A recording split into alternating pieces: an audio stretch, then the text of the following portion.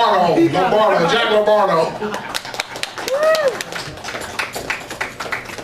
Well, I'm sitting home last night and I get a call from Sophie, who you hear from a few minutes. She said, "Are you free to do a show tomorrow night?" I said, "Yeah, absolutely, I'm free." She said, "Well, it's at a retirement home and we need somebody who can work clean." So that's why they got me out here, because I can work clean. But it's nice to be out here at Montereau, and I know that entertainers always say it's nice to be where they're at. But I'm serious, because usually I'm performing at comedy clubs, nightclubs, bars, and at 40 years old, I'm usually the old man in the club. It's nice to be the young kid for a change. Yes, I'm telling you. Well, I mean, I'll tell you the I don't let them make me feel old though. I feel as young as any of them in there, because you know, age is just a number. It's just a state of mind. And I'll tell you, comedy, it makes me feel young, it keeps me going, and like the good book says, a merry heart does good like a medicine. So I hope get you all feeling good out there tonight. But you know, comedy nowadays, it really is a young man's game. These guys that you grew up on, and I love a lot of the classic, the kind of original comedians, Bob Hope, Milton Berle, Jack Benny, Jackie Gleason is my comedic idol. I love a lot of these guys, but nowadays it's all young guys that are doing comedy. And some of these older guys that are still out there, I have to wonder what's going on with them. Some of them that are still alive, but you never see them doing shows. Like, one of my all-time favorite comedians is Jackie Mason. You never see Jackie doing shows anymore, but he must be trying to, and I can just picture him on the phone, calling up, talking to his friend and saying, "I wanted to do a show, I'm telling you, I wanted to get out there, I wanted to do a show." I called them up, I said, "I'm Jackie Mason, I'm a big star, I want to do a show for you." They tell me, "Jackie, you're too old, we can't do this, Jackie." I tell you, they're all anti-Semites they are. They don't want me out there, they toss me out like yesterday's garbage, huh? Anyway, you know. But anyway, Jackie Mason. I love a lot of the classic sitcoms. Like I said, Jackie Gleason is my comedic idol, and I watch all these shows all the time, and I was just looking at them and I said, you know, I love these shows, and it's probably because I'm not the most politically correct guy out there.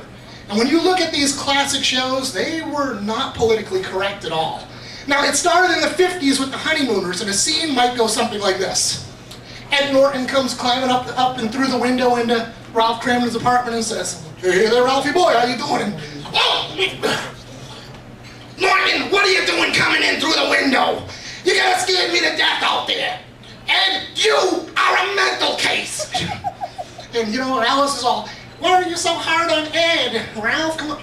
"Oh, Alice, you're a pimp, Alice. I'm telling you, one of these days, wham, boom, to the moon, Alice, to the moon." Yeah.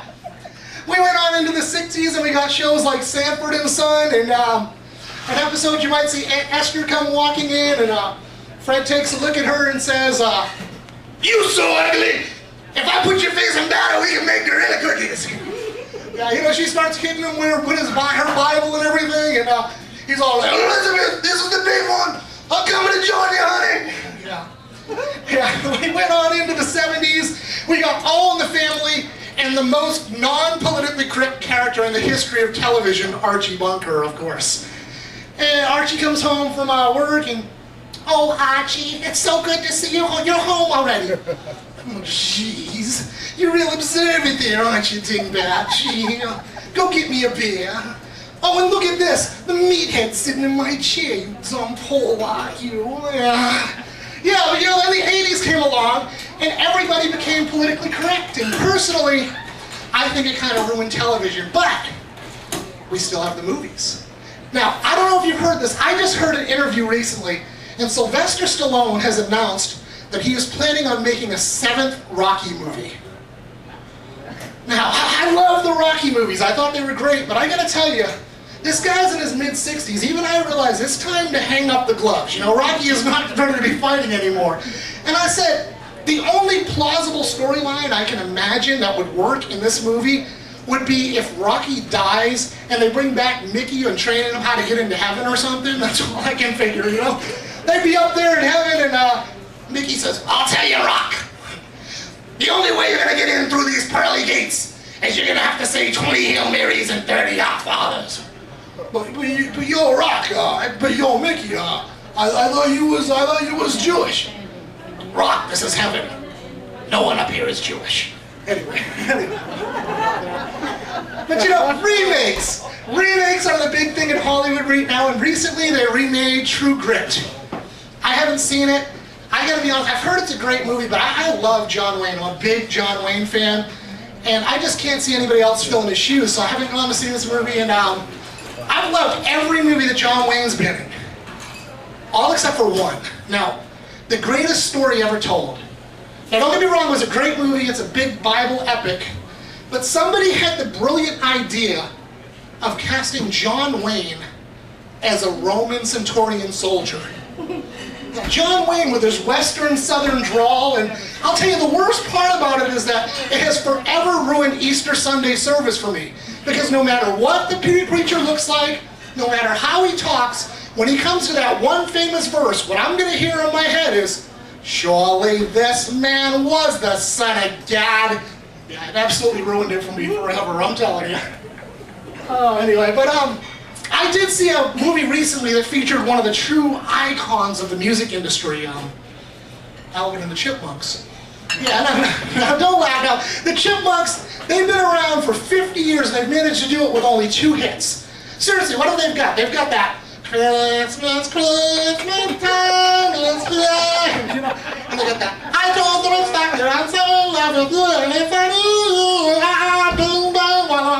yeah. 2 hits, 50 years, amazing. It made me think that maybe I could make it in the music industry myself. So I formed a band, we did a few shows, met with a promoter, he said, "Jack, you got 2 problems. You can't sing and you're ugly." I said, "Come on, that never stopped Mick Jagger, Steven Tyler, Bob Dylan, you know." But he said I was ugly. I thought that was harsh. Now, I mean, if he had said I was fat, I'd have to agree 100%. I am fat. You know, as I've gotten older, I'm getting a little older and I've gotten out of shape. And oh, let's face it, I'm not just out of shape because I've gotten older. It's really a combination of 3 things. It's getting older, laziness, and of course, Ben and Jerry's. It's still like it is, yeah. But you know, it's tough being a heavy guy in a society that's becoming more and more health conscious.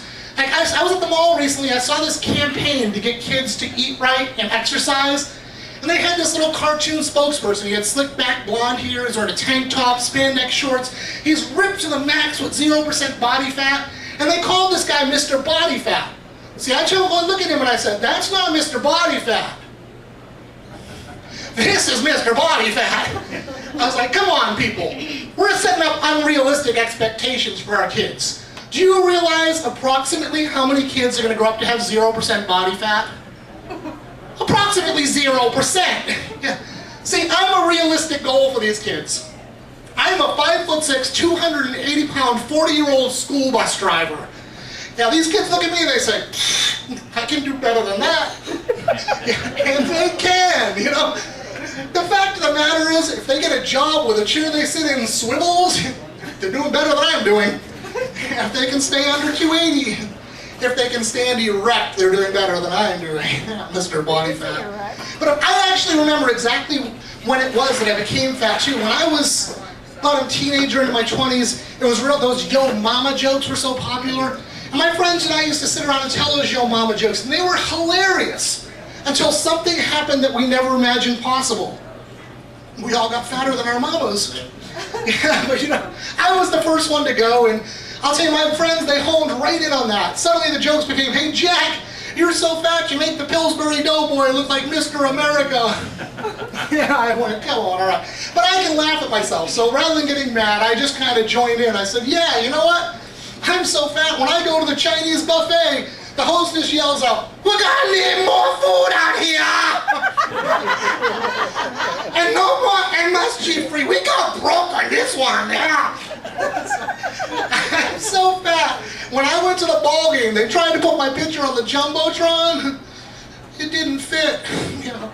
See, I'm so fat. When I prayed and asked God to make me healthy, He edited the Bible and took out the part that said all things are possible. Oh boy, but I can imagine how much has changed in your lifetimes, because I'll tell you, in my 40 years, I've seen a lot of changes, especially in technology. I was thinking about computer games the other day and how much they've changed, and I remember when video games were things like Pong. You know, there were 2 lines hitting a little square ball back and forth on a gray screen. Now they look like, some of these games now could make a grown man blush. I'm telling you. Some of these games have women on them that are better looking than my ex-wife. I mean, it's terrible. It's awful, you know. Yeah, but I remember the very first computer game I ever owned. Some of you might have had it in your house at some point in time. It was called Speak and Spell. They had these educational games, and this game was called Speak and Spell. Basically, this game told you a word, you're supposed to spell it back. It was a pretty simple concept. There's only one problem. You couldn't understand a word that this game was saying to you. You turn on, it would say, spell Western. You're like, what? You press the repeat button. Western, Western. You know, I don't, question? So you start typing in the letters, and it goes, Q-U-E-S-T-I-O-N, incorrect. Try it again. Now, if you remember Speak and Spell, you'll remember it was a pretty cool game. It was pretty popular, but there was another problem. Some of the words in this game were actually spelled incorrectly. So you try going a different route and you type in W-E-S-T-I-O-N, incorrect. The correct spelling of Western is C-H-R-I-S-T-I-O-N, Christian. You're like, oh, Christian, yeah, that makes perfect sense. Since I need to pray for interpretation of tongues to understand this thing. The only thing that was worse is when your Speak and Spell would run low on batteries, you know, then it sounded more like, then you were just completely lost, yeah. But some technology, I wish it hadn't changed. One thing I wish had remained the same was the McDonald's drive-thru. If you remember when the drive-thrus first opened, you couldn't understand what they were saying. You'd pull up, and it would sound like, yeah, McDonald's, can I get the water? You know, and nowadays you hear them perfectly clear. And I miss the old way because, I'll tell you, I used to have fun with the employees there. I'd pull up, they'd ask to take my order, I'd say, yeah, can I order number 5? Super size it? It was so much fun, yeah. Anyway, well, recently I was watching some of the old cartoons that I grew up on with my kids, kind of introducing them to some of the classics. And I got to thinking, I was like, what would it be like if we brought back some of the old cartoons? Now, I'm not talking about remakes. What I'm saying is, what if we brought back the original characters as if they'd aged over the years? Okay, the Flintstones would go something like this. Fred, would you buy us a new car already? Wilma, I'll tell you. That car we have is the most environmentally friendly car on the road. No vapors, no fumes, and no car will ever get better gas mileage. Thanks to the courtesy of my 2 feet. Yeah, so can you imagine Fred Flintstone living in 2011? He'd be driving a hybrid. He cuts a hole in the floor so he can put his feet through, you know. And your kids think it was tough teaching adults nowadays how to use an iPod. Try teaching Fred Flintstone that one, yeah. He'd be like, Pebbly Poo, I still don't understand. How do they fit the dinosaur in that little box, you know? Or what about Yogi Bear? Be like, hey there, boo boo boy, what do you say we go and steal ourselves a picnic basket? Yogi, the food in those picnic baskets is filled with beef byproducts and hydrogenated oils. We need to watch our cholesterol. You're right, boo boo. That's why I've come to realize that you are smarter than the average man. Now, can you imagine if Yogi ever stole a picnic basket that belonged to a healthy person, you know? He'd be looking through it going, okay, let's see what we got in here. We've got a granola, bottled water, tofu turkey, and, nuts and berries. Yeah. Be one upset bear, he goes out and mauls Ranger Smith or something, you know? And what about Scooby-Doo? You know, Scooby is dead, of course, at this point. He's been 30 years, he's a dog, but, you know, the mystery team decides to let his ghost hang out with them. Shaggy keeps throwing him Scooby snacks, can't figure out why they're flying through his body, you know. Fred keeps trying to pull the mask off of Scooby's head, and, you know, Scrappy's just getting upset that they have a ghost hanging out with them. He's like, let me at him, da-da-da-da-da-da, puppy power! Yeah. We got a 40-year-old puppy chasing ghosts here, you know. Oh boy, well, you know, I have extremely random thoughts sometimes. Might have already figured that out. Like, I was thinking, if a black man ever met Harpo Marx, would it be inappropriate to call him honky? There you go, that takes a second. Harpo was the Marx brother that talked by honking a horn, you know. Then I was thinking this one. Why did God create termites? All they do is eat wood and destroy our homes. Now wait a minute. That thought was immediately followed up by this thought. Why do we keep building our homes out of termite food? It's all in perspective, yeah. If I became an expert at making and selling scarves, would people call me Scarface? Anyway, that one takes a second too, all right? All right, what about this? If Tony Bennett really left his heart in San Francisco, wouldn't he be too dead to sing about it, you know? All right, well, I'm going to go ahead and close out here. I'm going to do a couple of quick impressions. They're short and stupid, but I think you'll like them that way, and then I'm going to turn it back over to Velly Bell, and we'll get Sophie up here. But this first impression, this is my impression of Red Fox. We heard him earlier, Sanford and Son. This is an impression of Red Fox talking to a mannequin at a big and tall store. Okay, Red Fox talking to a mannequin at a big and tall store. You big dummy! Takes a second, mannequin, a dummy. I told you they were short and stupid, all right?